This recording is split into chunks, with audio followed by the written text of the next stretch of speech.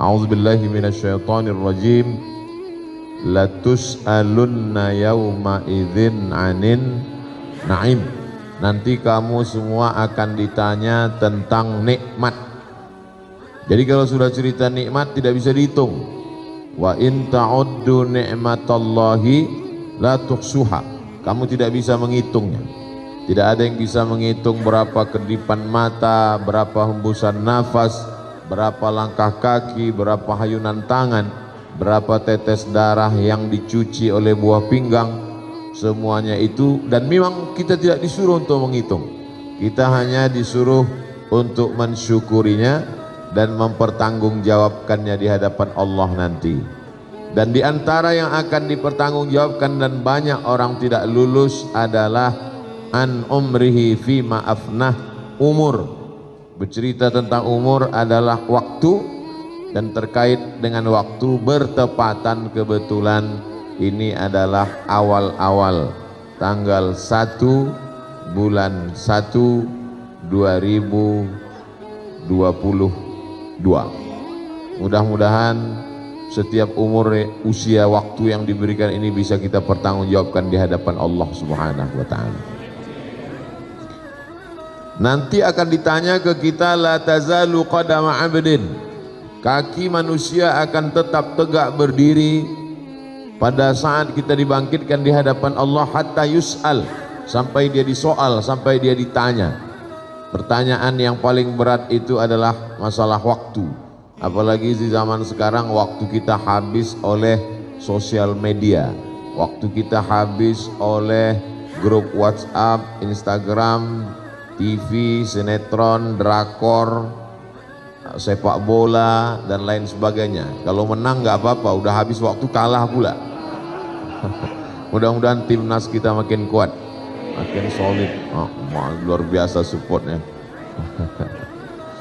Pada kesempatan ini kita ingin sharing. Kebetulan saya mengunjungi keluarga saya di perumahan Bapak Ibu, lalu kemudian besok subuh insyaallah di Masjid Az-Zikra Sentul, kemudian setelah itu terakhir di Masjid Almarhum Kiai Haji Zainuddin MZ. Setelah itu saya pulang ke Pekanbaru Riau. Tadi malam live TV One untuk mengisi waktu supaya berkualitas, supaya dapat dipertanggungjawabkan di hadapan Allah. Apa yang bisa kita isi waktu ini? Pertama, kita isi dengan amal yang bersifat badan, yang bersifat fisik. Melangkahkan kaki ke masjid, badan. Sampai di masjid sholat, itu juga amal badan. Tegak, ruku, sujud. Lisan juga termasuk bagian badan. Tasbih subhanallah, tahmid alhamdulillah, takbir Allahu Akbar. Masjidnya sudah bagus, sudah siap, sudah selesai, maka tinggal kita isi saja dengan sholat berjamaah. Tidak ada kurangnya masjid ini. AC, kipas angin lengkap semua. Kalaupun mau dicari-cari kekurangan, paling-paling pembatasnya kaca. Ini pembatas kaca ini artinya orang masih bisa melihat. Jadi ditutup pakai kain. Karena kalau dilihat bapak ibu tak masalah, tapi kalau anak-anak muda dia masih melirik ke belakang. Ibu melihat kami di sini seperti melihat ikan dalam akuarium. Bapak Ibu yang dimuliakan Allah Subhanahu wa taala, tidak ada kekurangan, tinggal lagi kita datang sholat berjamaah. Adapun perempuan sholat berjamaah baik, tidak salah. Hadis yang mengatakan perempuan lebih baik sholat di rumah, lebih baik sholat di kamar, lebih baik sholat di tempat yang sempit. Hadisnya sahih, itu juga tidak salah. Kalau terjadi fitnah, maka perempuan tidak baik sholat di masjid. Tapi di perumahan ibu-ibu, bapak-bapak, keamanannya berlapis, security-nya banyak. Ustadz aja mau masuk diperiksa, apalagi maling. Nah, jadi tidak perlu khawatir. Jadi kalau sudah aman begini, silakan ibu-ibu mau sholat berjamaah, apalagi masjidnya diisi dengan pengajian-pengajian. Jangan sampai dari maghrib ke isya tidak ada pengajian. Hampa kosong, ini waktu berharga sekali, maka dibuatlah pengajian. Adapun ustadz, guru di sekitar Parung Panjang banyak sekali para habaib, para asatiz. Cuman kalau bisa judulnya dibuat berkualitas, mulai pakai spesialisasi. Malam Senin, Ahad malam Senin kami belum bisa ngaji Pak Ustadz, masih weekend, masih libur. Oke. Senin malam Selasa akidah. Akidah ini harus diperkuat. Karena orang tidak diterima amalnya kalau akidahnya tidak benar. Jangan-jangan dia masih syirik, jangan-jangan akidahnya belum lurus menurut Ahlus Sunnah wal Jamaah. Maka dikaji khusus masalah akidah. Jangan sampai akidah kita tidak betul. Kenapa kamu kelihatannya murung menghadapi tahun 2022 ini? Inilah Pak Ustadz, nampaknya siu saya tidak baik tahun ini. Siapa yang bersiu monyet, rezekinya burung beruntung Pak Ustadz. Masih percaya? Monyet aja udah nggak percaya. Dia masih percaya dengan yang begitu. Kita diajarkan akidahnya benar. Bismillahirrahmanirrahim. Tawakkaltu la haula wala quwata illa billah. Yang ada usaha bisnis, terus sholat kepada Allah, minta iyyaka na'budu wa iyyaka nasta'in. Yang kebetulan ada usaha, apapun nama usahanya, maka ini luar biasa. Dan tadi kami makan siang di sini luar biasa.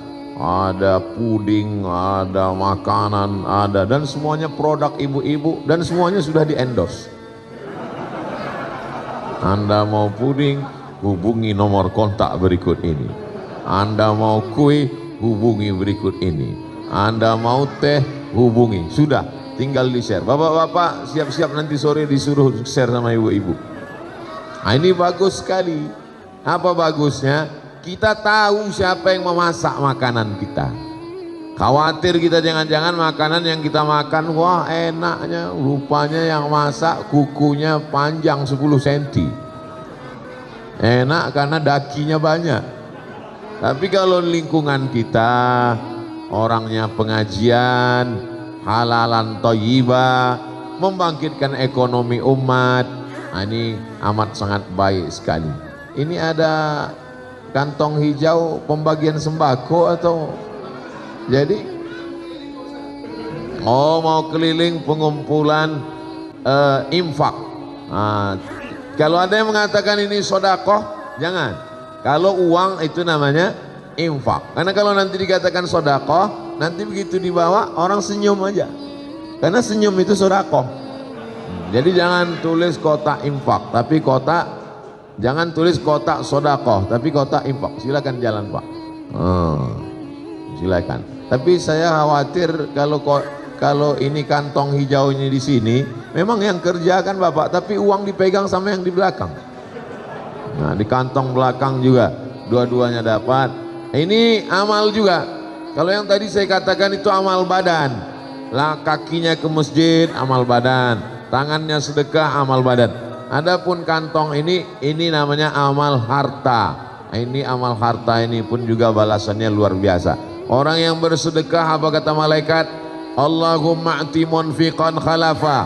Siapa yang bersedekah, berilah dia ganti ya Allah. Bukan doa manusia itu. Itu ada dalam Sahih Bukhari. Malaikat yang mendoakan. Siapa yang bersedekah, berilah dia ganti ya Allah. Adapun orang yang tidak bersedekah, Allah adil, Allah kirim juga malaikat. Apa kata malaikat untuk yang tidak bersedekah? Allahumma a'ti mumsikan talafa. Yang tidak bersedekah, berilah dia kebinasaan ya Allah. Jadi yang tidak sedekah hati-hati. Mungkin berawal dari mulai sendal hilang sebelah gitu. Atau helm mulai hilang aja. Jangan-jangan saya yang kena karena saya tak bersedekah. Jangan sampai saya, Ustadz itu ceramah aja dia tak ada sedekah. Panitia segan bawa ke sini.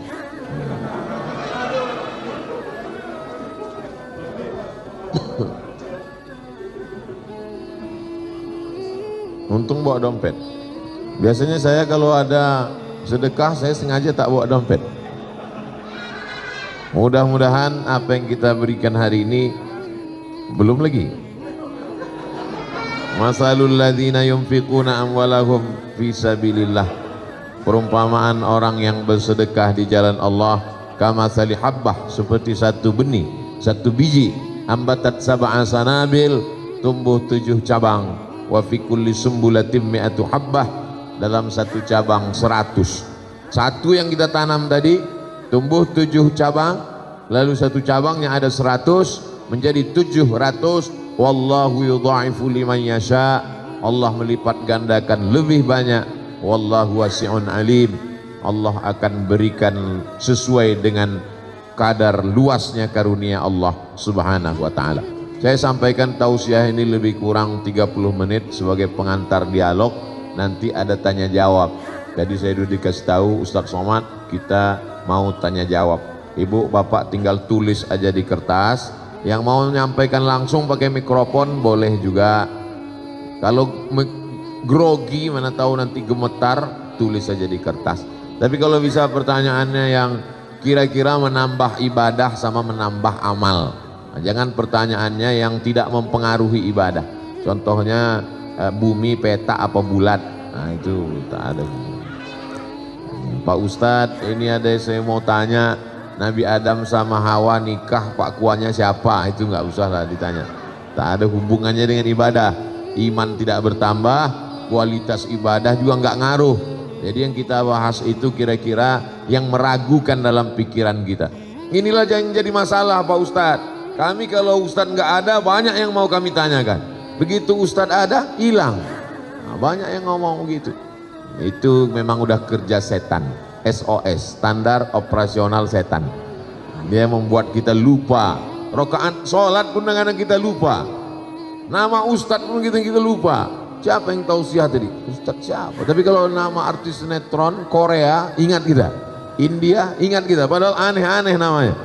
Tapi Ustadz paling mudah ingat nama saya. Qul huwallahu ahad, Allahus. Masya Allah.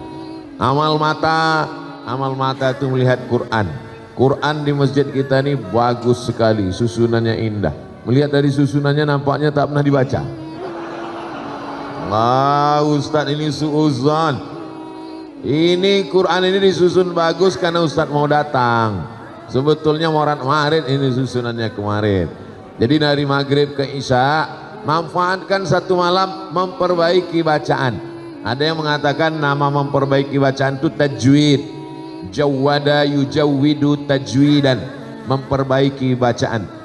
Jaudah artinya kualitas. Ada yang mengatakan tahsin, hasana yuhassinu tahsinan, diambil dari kata hasan, baik. Dua-duanya baik. Tahsin baik, tajwid juga baik. Jangan kelahi gara-gara itu. Kamu gimana? Saya tahsin, kamu tajwid. Oh lebih bagus tajwid, lebih bagus tahsin. Terus belum mulai dua-duanya. Nah, ini nggak bagus. Ibu-ibu tajwid tahsinnya. Kalau perempuan gurunya perempuan, kalau laki-laki gurunya laki-laki. Saya termasuk yang tidak setuju kalau ibu-ibu ngaji tahsin gurunya laki-laki. Nanti ibu menyebutkan huruf menimbulkan fitnah. Mim mati ketemu dengan qaf, min, qab, fa, tha, wa. Nah itu bisa menimbulkan fitnah. Namanya baik, tahsin, tapi perbuatannya tak baik. Cari guru perempuan. Ustadz sendiri laki-laki, kami pengajiannya perempuan. Kita tidak ada campur laki-laki dan perempuan. Laki-laki di depan, ibu di belakang. Bapak-bapak tidak melihat ibu, karena beliau melihat ke ustadz. Ibu juga melihat bapak-bapak cuma nampak tengkuknya aja. Tapi ustadz kan melihat ibu-ibu, nggak terlalu kelihatan. Bapak ibu yang dimuliakan Allah subhanahu wa ta'ala.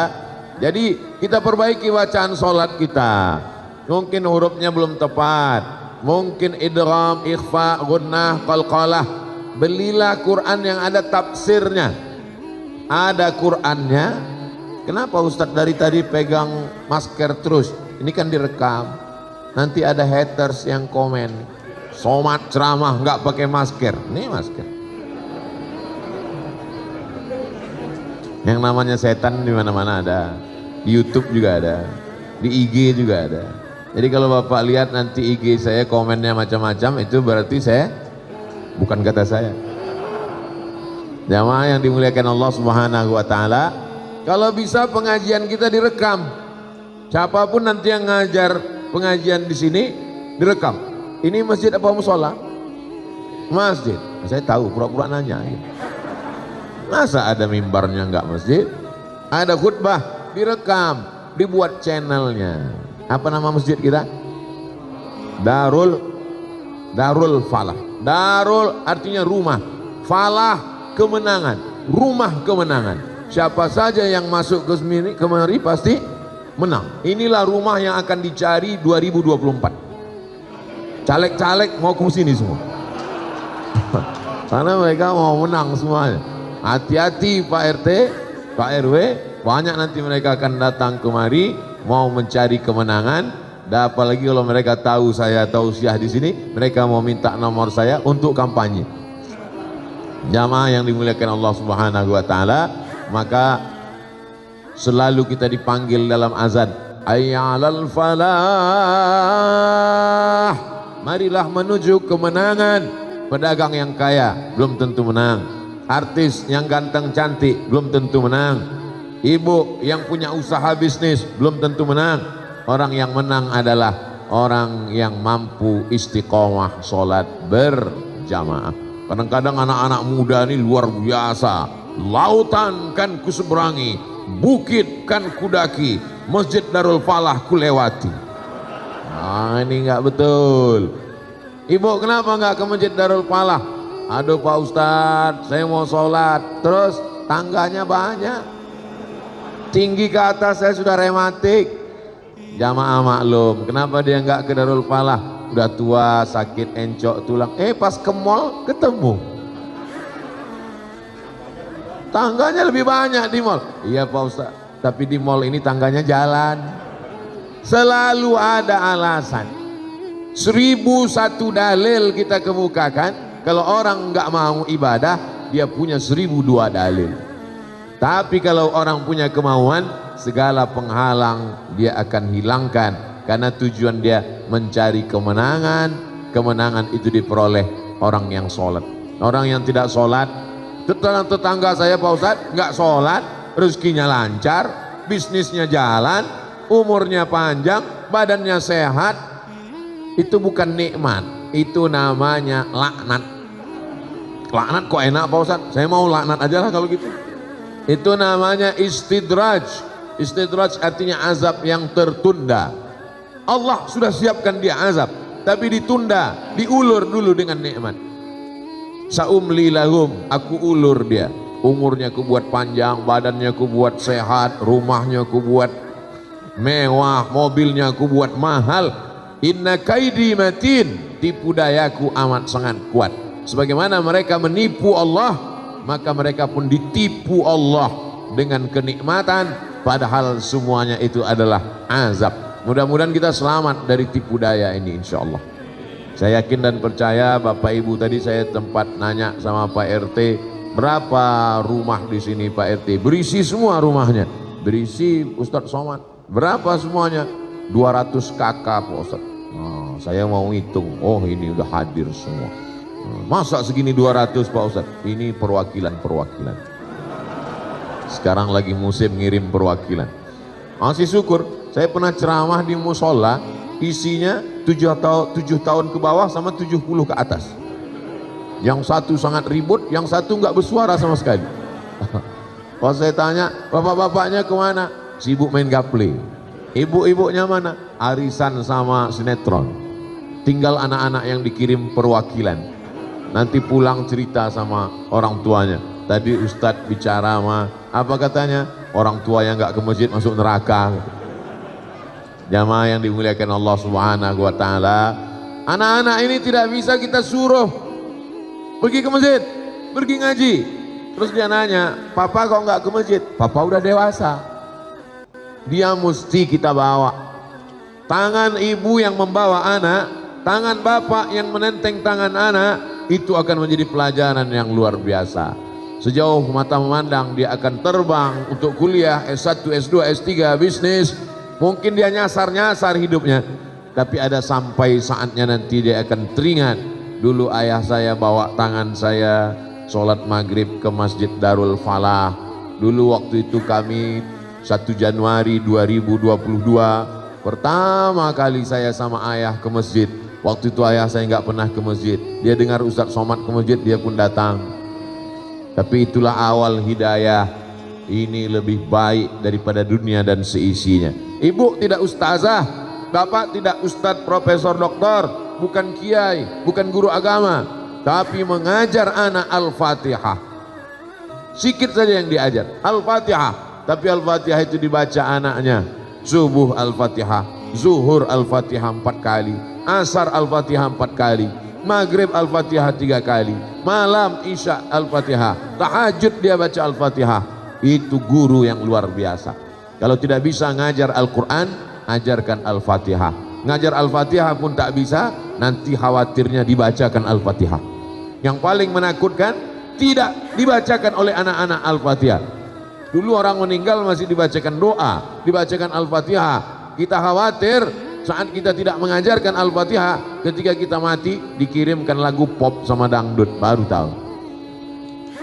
Ceramah Ustadz mana mungkin terjadi, sudah terjadi sekarang. Kita tonton di televisi, orang meninggal dikirim lagu.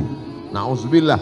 Ini zaman dulu sesuatu yang aneh, sesuatu yang diragukan untuk dilakukan orang, tapi dilakukan orang zaman ini. Apalagi ini dekat dengan ibu kota, Jabodetabek, penduduknya 10 juta orang, dengan tingkat kerumitan dan tingkat luar biasa. Di sana banyak ulama, banyak kajian, juga banyak perbuatan maksiat tersedia. Kalau tidak kuat kita imbangi ini, maka kita akan hanyut dengan air deras yang luar biasa. Ya, apalagi dekat sungai kan, di depan the river. Ini sungai ini. Dulu empang ini Pak Ustadz, sekarang jadi river, ya, sungai. Ini semua menjadi ujian bagi kita. Tapi indahnya hidup itu kalau ada ujian. Ujiannya berat, S1. Ujiannya agak berat, S2. Sangat berat, S3. Saya nggak mau yang berat Pak Ustadz, TK. Jadi kualitas hidup itu selalu ada. Ini setelah Covid ini banyak sekali penderitaan Pak Ustadz. Bisnis saya macet Pak Ustadz. Akhirnya kami online. Online ini pun ternyata Covid menyerang online juga Pak Ustadz. Kita masih ada tempat bergantung. Inna salati wa nusuki wa mahyaya wa mamati lillah. Adukan kepada Allah, jangan adukan ke teman. Kita adukan ke teman, dijadikannya bahan update status dia. Di fotonya kita, di update-nya, temanku sedang susah, tolong kirim Al-Fatihah. Jamaah yang dimuliakan Allah Subhanahu wa taala, pada kesempatan yang baik, bertemu dengan orang baik, berada di tempat yang baik, mari kita tingkatkan kualitas. Man kana yaumuhu khairum min amsihi. Siapa yang hari ini lebih baik daripada hari kemarin, fahuwa rabih, itu orang beruntung. Man kana yaumuhu mithla amsihi. Siapa yang hari ini sama saja seperti hari kemarin, fahuwa khasir, dia rugi. Kalau kemarin baik, hari ini baik, masih rugi. Man kana yaumuhu syarrun min amsihi. Siapa yang hari ini lebih jelek daripada hari kemarin. Tahun yang lalu, alhamdulillah Pak Ustadz, suami saya sholatnya 5 waktu. Sekarang Idul Fitri sama Idul Adha itu pun cuma mau ngambil daging kurban. Nauzubillah. Man kana yaumuhu syarrun min amsihi. Siapa yang hari ini lebih jelek daripada hari kemarin, fa huwa mal'un, dia dilaknat oleh Allah Subhanahu wa taala. Laknat artinya ba'idun 'anir rahmah, jauh dari rahmat Allah Subhanahu wa taala. Di antara ibu-ibu mesti ada watawasau bil haq, watawasau bisab, saling nasihat menasehati. Antara yang jilbab pendek dengan yang jilbab panjang saling menasehati, jangan kelahi. Karena kalau yang jilbab pendek ngejek jilbab panjang, yang jilbab panjang ngejek yang jilbab pendek, yang ketawa yang nggak pakai celana. Saling menasehati, watawasau bil haq, watawasau bisab. Ibu-ibu mesti buat pengajian khusus habis asar hari Jumat. Kenapa pilih habis asar? Waktunya kosong luang. Kalau habis maghrib mungkin suaminya baru pulang. Kalau habis subuh mungkin mau masak sarapan kerja, anak mau pergi sekolah. Dibuat habis asar hari Jumat, waktu mustajab berdoa. Untuk pengajian di masjid tentang tata cara berwudu, tentang tata cara membasuh baju suami, jangan sampai masuk di dalam mesin cuci baju koko suaminya, kain sarungnya, mukenanya, tapi di situ ada juga celana anaknya yang habis kena air kencing najis. Mohon maaf, hanya tinggal dimasukkan lalu disiram air, lalu dihidupkan mesin cuci, setelah itu langsung dijemur, tidak dibilas, tidak dicuci dengan air yang suci mensucikan. Najis, sarungnya dipakai sholat, tidak diterima karena bernajis. Baju kokonya dipakai ke masjid, tidak diterima. Tadi kamu cuci ini, iya, tidak dibilas, enggak. Kenapa enggak dibilas? Ya tertulis di situ, sekali kucek tanpa bilas. Kita korban iklan, padahal ini adalah mesti dicuci dengan air yang mensucikan, disiram. Nah, ini nampaknya sepele, tapi bagi seorang perempuan dia mesti tahu. Saya nggak nyuci sendiri Pak Ustadz, saya punya pembantu. Saudara kita, mereka bukan budak kita, mereka adalah orang baik, dikirim Allah bersama dengan kita, membantu keluarga kita, maka kita perlakukan mereka dengan baik. Boleh jadi kita masuk surga karena syafaat dari mereka, karena orang beriman juga bisa memberikan syafaat kepada saudaranya. Jangan sepelekan orang, jangan remeh-temehkan orang. Ada satu perbuatan yang tidak bisa ditebus dengan infak, zakat, wakaf dan sedekah, yaitu perbuatan zalim. Ittaquz zulma, jangan zalim, jangan aniaya orang. Supirmu, drivermu, securitymu, babysittermu, tukang masakmu, tukang setrikamu, pembantumu, mereka akan menuntut di hadapan Allah Subhanahu wa taala. Ada orang yang sholatnya banyak, puasa sunatnya rajin, infak wakaf sedekahnya luar biasa, tapi ternyata zalim, aniaya pada orang. Semua orang yang dia aniaya berbaris menuntutnya di hadapan Allah. Yang satu mengambil pahala sholatnya, yang satu mengambil pahala sedekahnya, yang satu mengambil pahala haji dan umrahnya, habis semuanya. Sementara orang masih panjang mengantri, diambil dosa mereka, ditimpakan kepada dia, summa turiha finnar, dimasukkan dia ke dalam neraka. Inilah orang yang masuk neraka bukan karena tidak sholat, bukan karena tidak puasa, bukan karena tidak bersedekah, tapi karena zalim dan aniaya. Makanya saya selalu kalau menyampaikan tausiah, saya takut jamaah tersinggung perasaannya.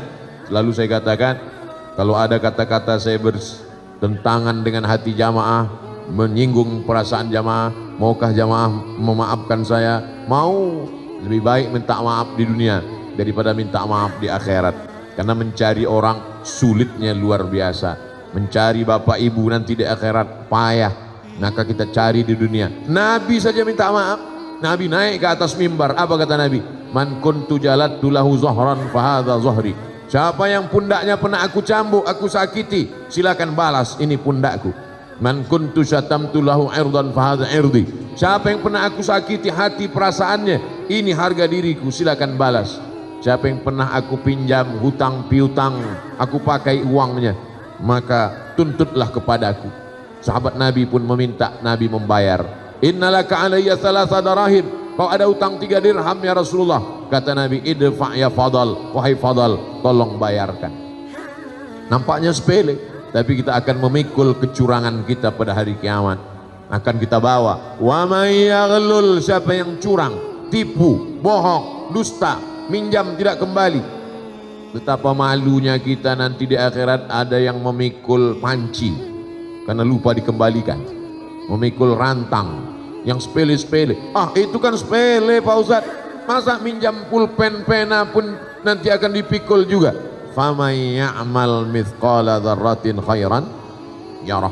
Sebesar biji sawi, sebesar ujung rambut, kita akan dituntut di hadapan Allah Subhanahu wa ta'ala.